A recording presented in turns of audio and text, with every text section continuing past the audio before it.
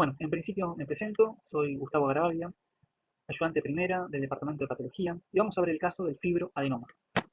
Bueno, el caso consiste en una paciente de 18 años que descubre un nódulo en mama derecha.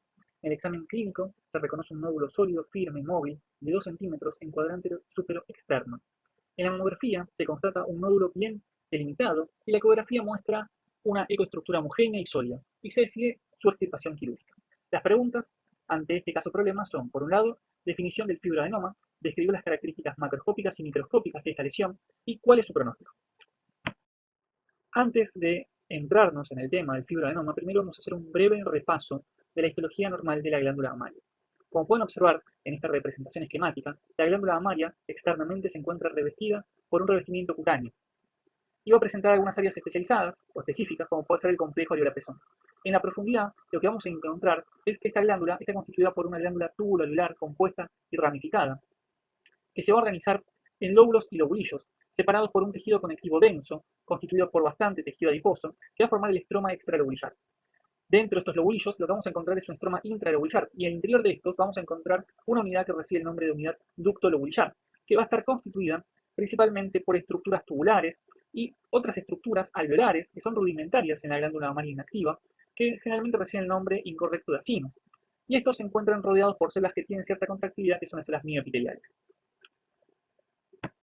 Bueno, acá lo que estamos observando es una microfotografía óptica de un preparado teñido con HIV, donde podemos observar la glándula mamaria, constituida por este estroma extralobulillar, conformado por un tejido conectivo denso, que en este caso está conformado por escasos adipocitos. En el interior del mismo podemos observar lóbulos, o mejor dicho, lobulillos, conformados por un componente epitelial, que va a estar representado por estas glándulas túbulo-alveolares, compuestas ramificadas, y un estroma intralobulillar que está conformado por este tejido conectivo laxo. Como pueden observarse, de estos lobulillos van a emerger ductos de mayor calibre que reciben el nombre de conductos extralobulillares. En esta imagen, a mayor aumento, vamos a poder diferenciar dentro de estos lobulillos, que como mencionamos presentaba un estroma conformado por un tejido conectivo colágeno laxo, vamos a encontrar este componente glandular constituido principalmente por dos células. Por un lado, las células mioepiteliales, que son las que se distribuyen de forma periférica y que acá presentan un vacuolado citoplasmático ópticamente negativo, y otras células que van a estar más próximas a la luz, que son las células luminales. En la imagen adyacente lo que estamos observando es una microfotografía óptica de un preparado teñido con una técnica inmunistoquímica contra un antígeno que se llama P63. Este antígeno marca específicamente a las células mioepiteliales y principalmente tiene una marcación nuclear, como se puede observar. Finalizado este repaso de la histología de la glándula mamaria, vamos a entrarnos dentro del caso. La primera pregunta que teníamos que contestar era definición del fibroadenoma. El fibroadenoma es un tumor bifásico que está constituido por un componente estromal intralobulillar, que era ese tejido conectivo laxo constituido por estos fibroblastos que forman este componente intralobulillar, y un componente epitelial, y que generalmente se caracteriza por presentar un comportamiento benigno. Estos tumores, en la última clasificación de la OMS, están agrupados dentro de los tumores estromales, dado que las células neoplásicas son justamente las células estromales y la proliferación epitelial es reactiva a la proliferación estromal. Desde el punto de vista clínico, relacionado con su epidemiología, tenemos que decir que estas son las lesiones sólidas más frecuentes de la glándula mamaria. Generalmente se presentan en pacientes premenopáusicas entre los 20 y los 35 años, pero también se puede presentar en pacientes posmenopáusicas con menor frecuencia y generalmente asociada con el tratamiento de reemplazo hormonal o con la obesidad. Desde el punto de vista clínico, se va a manifestar como una masa o un nódulo palpable, indoloro, móvil, de bordes bien definidos y de crecimiento lento.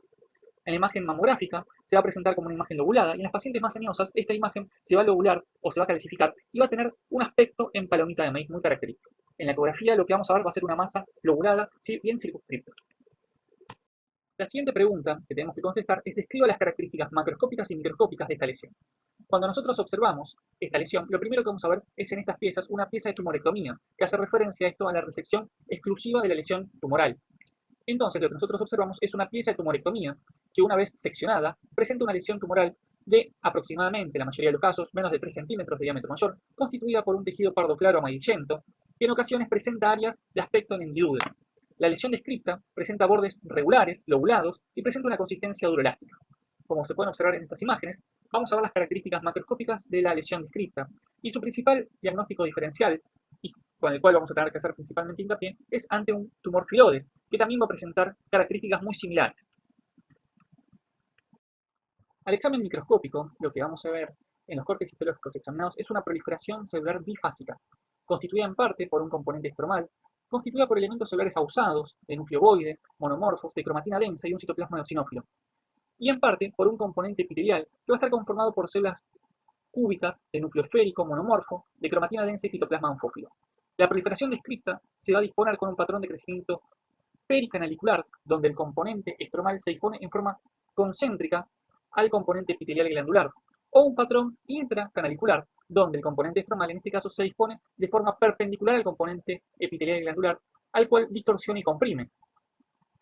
Esta estructura o esta lesión generalmente va a presentar un patrón de crecimiento expansivo, que es lo que va a estar bien delimitado por una pseudocápsula del parénquima adyacente.